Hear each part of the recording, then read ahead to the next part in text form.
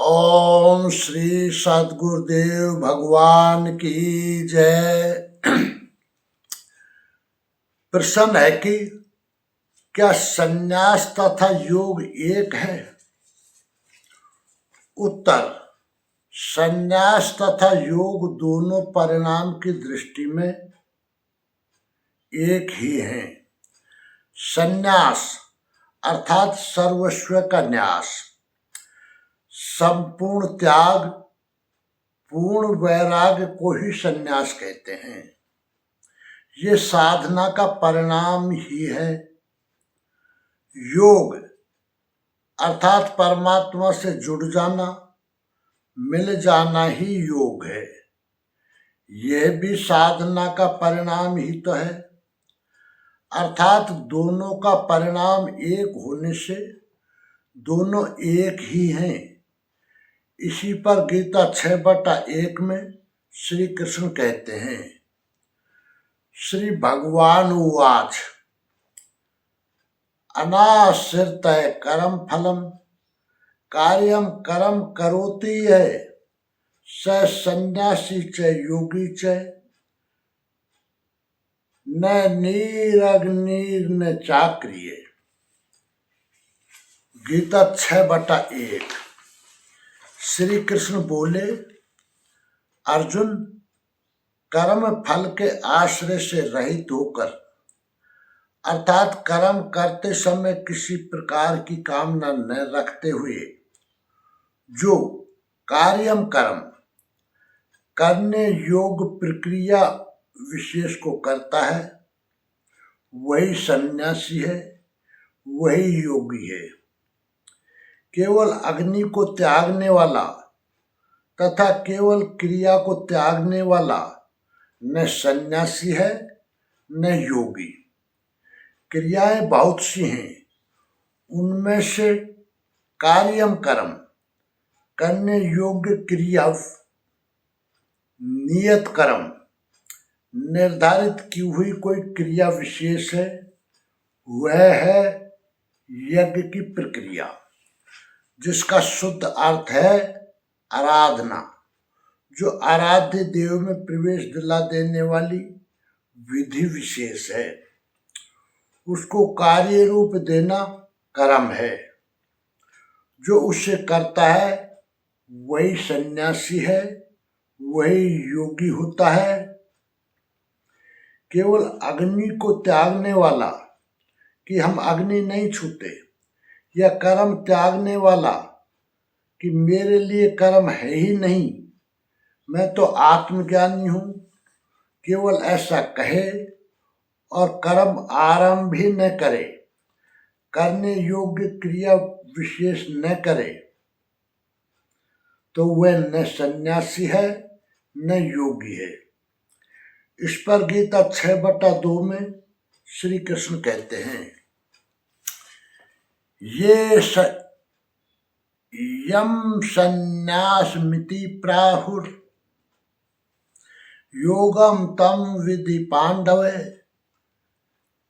न है संन्यस्त संकल्पो योगी भवति कश्चन। गीता 6/2। अर्जुन, जिसे संन्यास ऐसा कहते हैं उसी को तू योग जान, क्योंकि संकल्पों का त्याग किए बिना कोई भी पुरुष न योगी होता है और न ही सन्यासी होता है। अर्थात कामनाओं का त्याग दोनों ही मार्गियों के लिए आवश्यक है। तब तो सरल है कि कह दें कि हम संकल्प नहीं करते और हो गए योगी सन्यासी। श्री कृष्ण कहते हैं, ऐसा कदापि नहीं है। वह गीता 6/3 में कहते हैं, आरुरुक्षोर मुनेर योगम कर्म कारणमुच्यते योगारूढ़स्य तस्यैव समय कारणमुच्यते। गीता 6/3। योग पर आरूढ़ होने की इच्छा वाले मननशील पुरुष के लिए योग की प्राप्ति में कर्म करना ही कारण है।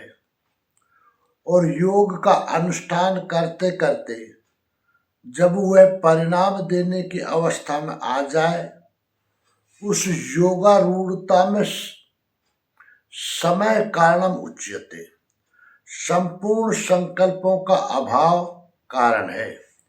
इससे पहले संकल्प पिंड नहीं छोड़ते। और गीता 6/4 में श्री कृष्ण कहते हैं, यदा ही नेन्द्रियार्थेषु न कर्म स्वनुसज्जते सर्व संकल्प सन्यासी योगारूढ़ सत्तदोच्यते।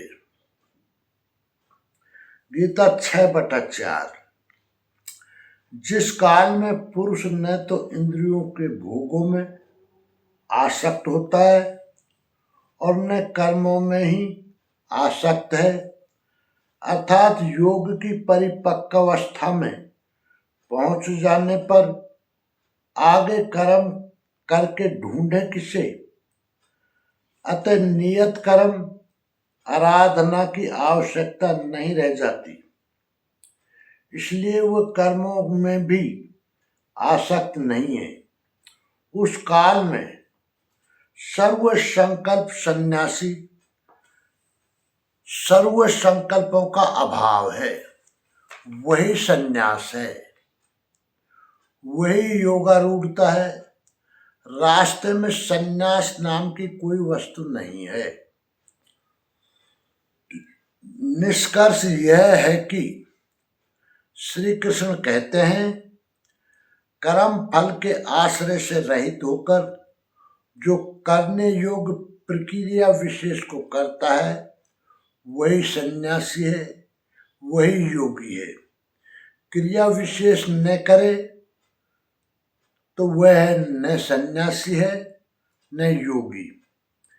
जिसे सन्यास ऐसा कहते हैं, उसी को तू योग जान, क्योंकि संकल्पों का त्याग किए बिना कोई भी पुरुष न योगी होता है और न ही सन्यासी होता है।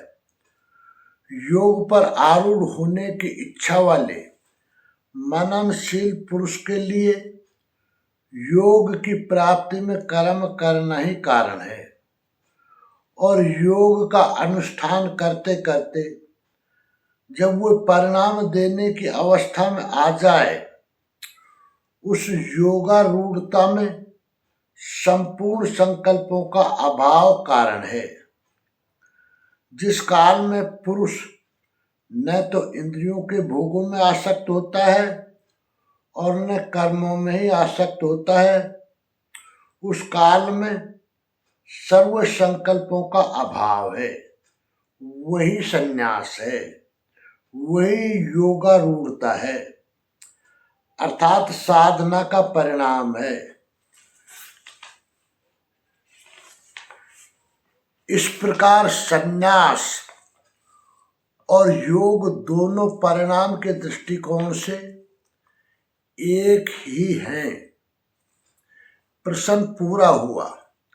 संपूर्ण जानकारी के लिए देखें परम पूज्य योगेश्वर स्वामी श्री अड़गड़ानंद जी महाराज की व्याख्या यथार्थ गीता। ओम श्री सद्गुरुदेव भगवान की